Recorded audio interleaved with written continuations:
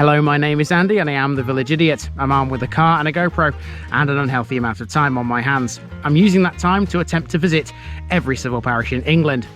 You're watching the East Riding of Yorkshire series. Together with the unparished city of Hull, it forms the county of the same name. There's 172 parishes here. Which one are we in today?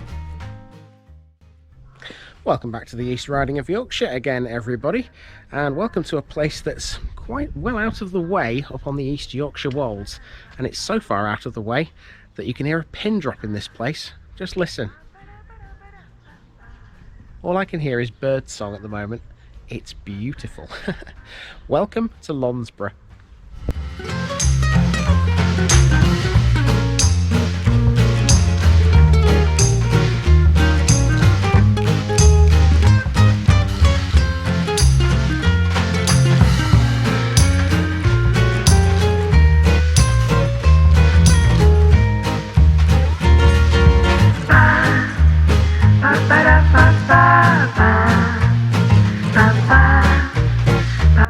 Here's my disclaimer for people who may be watching me for the first time. I say things as I would in my native accent and dialect.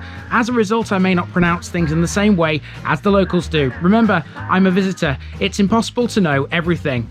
Leave me a comment, spin me a like and bash that subscribe button. Let's get to today's parish video. Welcome to Londesborough, a village which sits on the East Yorkshire Wolds above the town of Market Weighton. A small village, Londesborough is best known for Londesborough Park. Some scholars suggest the still undiscovered Roman camp of Delgovicia is in the vicinity of Londesborough. It was mentioned by the Antonine Itinerary as being somewhere east of York. Backing this theory up, a Roman road once ran from Brough on the Humber Estuary directly north to meet Londesborough. Roman coins and burial repositories have been found here in the past. Londesborough is an estate village. It was one of the seats of the Dukes of Devonshire. The estate's original mansion was Londesborough Hall, which was demolished in the early 1800s. The associated parkland still remains, and the hall would be replaced by Londesborough Park, a former hunting lodge which was considerably expanded by Albert Denison in the 1850s. Before their times, the Clifford family and the Boyle family, who were known as the Earls of Burlington, had their hands on this estate. Railway king George Hudson owned it for a time as well. Other notable people to have lived here include Mark Briggs, a Great War conscientious objector, and Andy Strangeway, a man who has landed and slept on every island in Scotland. It's a small one, but it's a good one. Let's go.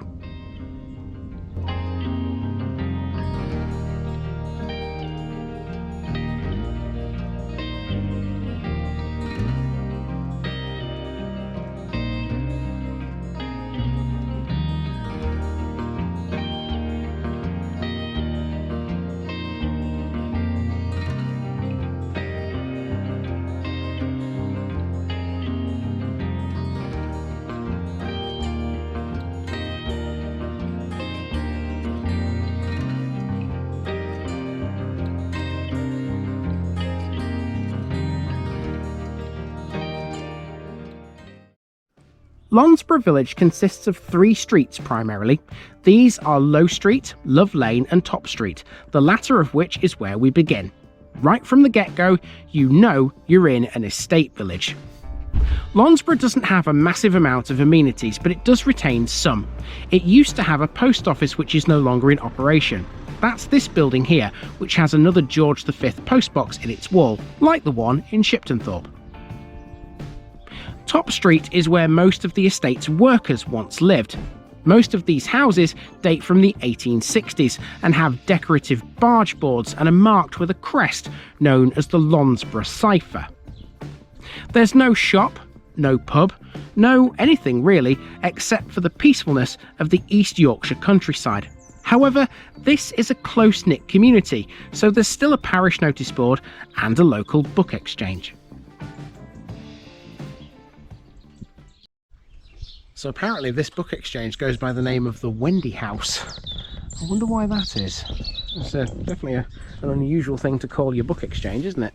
Let's have a quick look inside. Kindling, £2.50 a bag here. Not bad. Let's keep going. Perhaps the most unusual landmark Londesborough has is this. This is used as a village hall, but its name is the Concert Hall. It was originally built in 1880 as a laundry for a visit to Londesborough Park by the Prince of Wales. Moving on, we come to this willow tree which stands in front of one of the village's former schools, and yes indeed, that does imply there were two. In fact, they were both on Top Street. You saw the other one a couple of shots ago.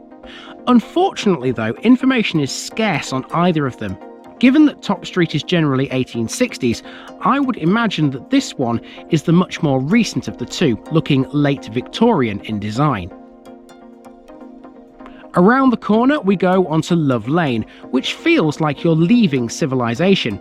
This runs around the back of Top Street before meeting Londesborough Avenue, the road from Shipton Thorpe which climbs the hillside up onto the Wolds. It might not look it at the moment given the blue sky, but trust me, it's cold. And these narrow country lanes out here, which are overhung by trees and hedges, they're untreated, and so there are patches of ice, believe it or not, even though it's only November, so I'm having to watch my step a little bit. Mind you, I did get some new trainers recently, so that should help, I suppose. Avoiding the icy patches was worth the effort, because I was soon treated to this view. Londesborough stands at quite a height above sea level, and you can tell. From here, Drax Power Station is clearly visible. The Yorkshire Wolds Way long-distance footpath passes through Londesborough, and here we're on it. It also runs through Londesborough Park, which still has open pastureland, described on the walk's official site as a delight to walk through. Next, we descend a shallow hill which crosses the end of Top Street. This is Main Road, and I've put that name in quotation marks because the local bus stop close to here calls it that. On Google Maps, it's unnamed. At the foot of the hill, we're turning left towards the church, but if I'd have ventured to the right, I'd have caught some almshouses known as Burlington Row, which were built in 1678 by the first Earl of Burlington. I had no idea they were there. Okay, so Low Street is where we find Londesborough's church, and there it is. So let's go into the churchyard and see what we can find about this one, shall we? The first historical record of a church at Londesborough was in the early 12th century, when the powerful Herbert the Chamberlain granted it to his son William. It seems likely that Herbert himself built the church between 1110 and 1130. The south doorway dates from the original church, but it's not the oldest artefact inside the south porch. That honour goes to a small Anglo-Danish crosshead set into the wall above the south door, which probably dates to the 10th century. Inside, it's awash with memorial brasses to the Earls of Burlington, whose family vault lies under the chancel. Perhaps the best known of the Burlingtons was the third Earl, Richard, who was sometimes called the Architect Earl. He was an immensely influential patron of the arts and architecture and helped popularise neoclassical style in 18th century England. In the churchyard is the tomb of Thomas Knowlton. He was Richard's botanist and gardener. You've just got to love the East Riding of Yorkshire, because there's always plenty of these fantastic information boards all over the county, and Londesborough is no exception. On this one there's a map that I can show you where I've been and where I'm going to go. So it's not a very long route. I started here at the bottom of Top Street, walked up past the concert hall to the old school, around onto Love Lane to this corner, which is where that amazing view was, down here to the almshouses, which we've just mentioned, and then to the church, and I'm currently there.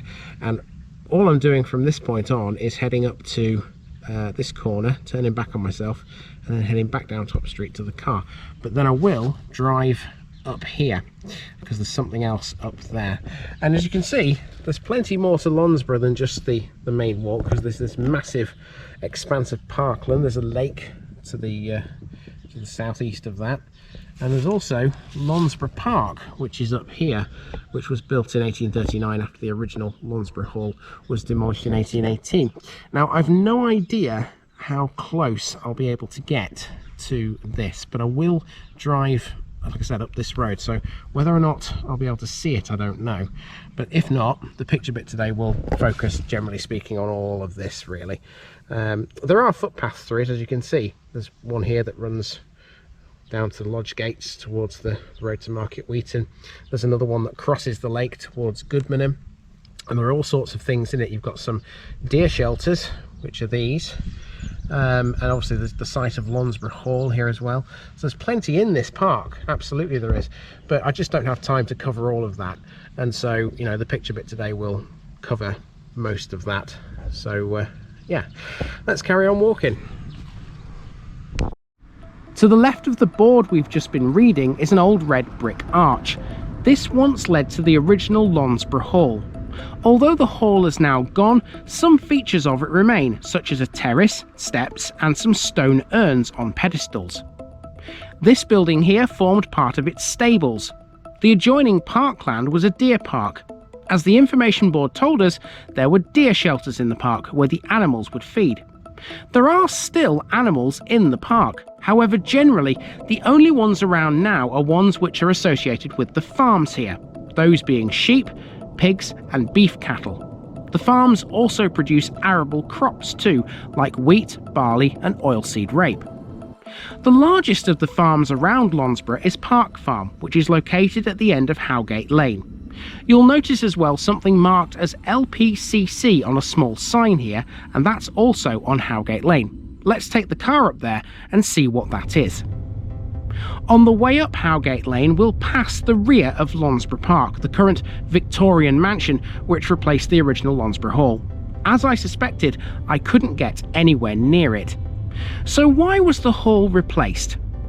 The 6th Duke of Devonshire, who had a collection of grand homes, also had a large running debt, which was inherited from his father.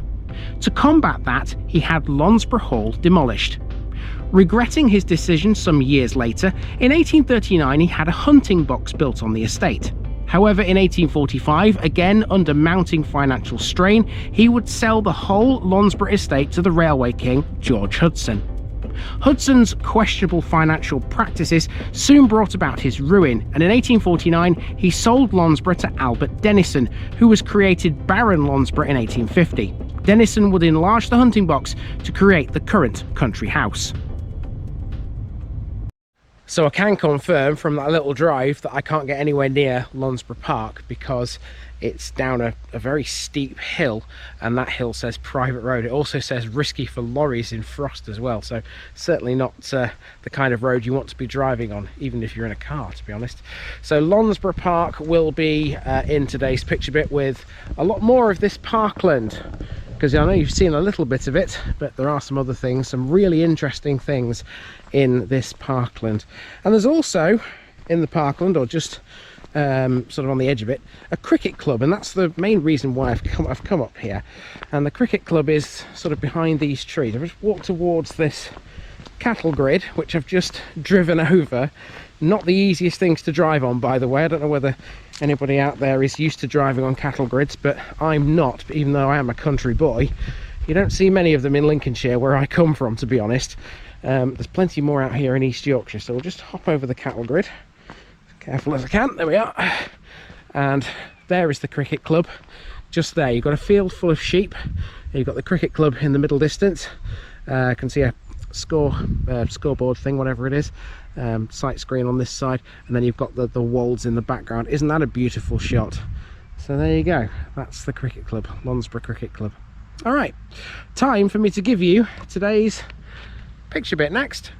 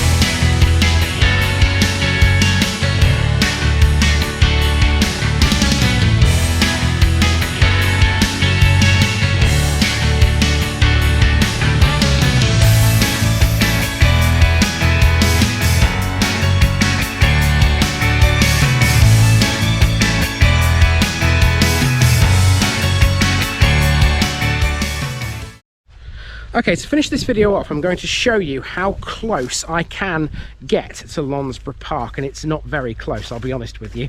So where I'm standing here is off the road, which I just drove down a few moments ago. It's a little bit of an open greenery area, I'm not quite sure what it is, but I don't think it's private land, so we're okay. And there's a fence around the edge of it, and at that fence you can just see the top of Londesborough Park. Not all of it, and that's pretty much the best I can do, I'm afraid, but at least we can see some of it, not, you know, nothing, which is a good thing, I suppose. So everyone likes a trier, and that's my effort as far as Londesborough Park goes. Time to move on to my next one here in the East Riding of Yorkshire, which hopefully is a little bit easier than this one was. It was quite hard to know where to walk and to know, you know, where the hills are as well, because there are plenty of hills out here. So hopefully it's a bit easier when I reach it. This has been the parish of Londesborough, and I've been Andy, also known as the Village Idiot, and I'm out.